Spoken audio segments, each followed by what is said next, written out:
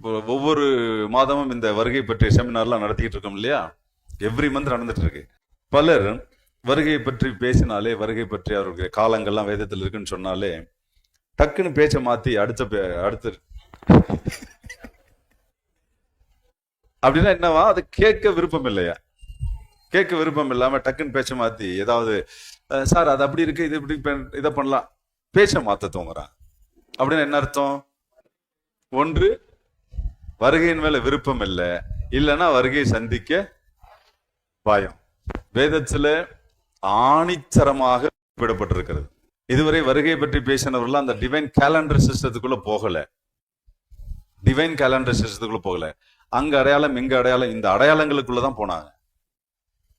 வெறும் அடையாளங்களை மட்டும், உலகத்தில் நடக்கிற சம்பவங்கள் இதெல்லாம் அடையாளங்களா எடுத்து காண்பிச்சு வருகை சமீபம் என்பதை மட்டும் தான் அதிகமா பேசினாங்க. ஆனா டிவைன் கேலண்டருக்குள்ள விரல் விட்டு எண்ணக்கூடிய ஒரு சிலர் மட்டும்தான் இந்த டிவைன் கேலண்டர், அதுக்குள்ள இருக்கக்கூடிய அந்த டிவைன் வில், தேவ சித்தம், தேவ திட்டம், தேவ சித்தம் எல்லாம் எப்படி காலங்களாக வரையறை செய்யப்பட்டிருக்கு என்பதெல்லாம் விரல் விட்டு எண்ணக்கூடிய வகையில சிலர் மட்டும்தான் இவைகள் எல்லாம் பேசியிருக்கிறாங்க. ஆகவே இதெல்லாம் தெரியாததுனால வருகை என்றாலே ஜனங்க ஒரு பக்கம் பயம், இன்னொரு பக்கம் விருப்பம் இல்லை. நமக்கு விருப்பம் இருந்தாலும் இல்லைனாலும் என்னதான் நடக்கும்? அவர் திட்டம் பண்ணினது திட்டத்தின்படியே தான் நடக்கும், மாற்றமே கிடையாது.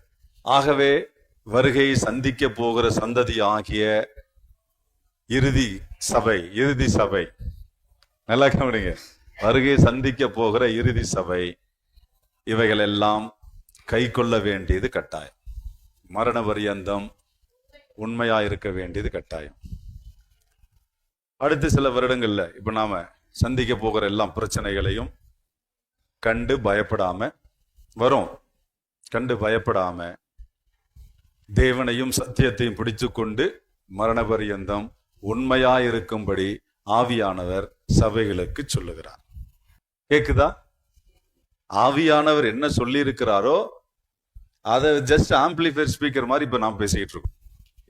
இது யாருடைய வார்த்தை கிடையாது, மனுஷனுடைய வார்த்தை கிடையாது. ஆவியானவர் என்ன சபைக்கு சொல்லி இருக்கிறாரோ அது அப்படியே ரிப்ளை பண்றோம், அவ்வளவுதான். வெறும் இந்த ஸ்பீக்கர் மாதிரி.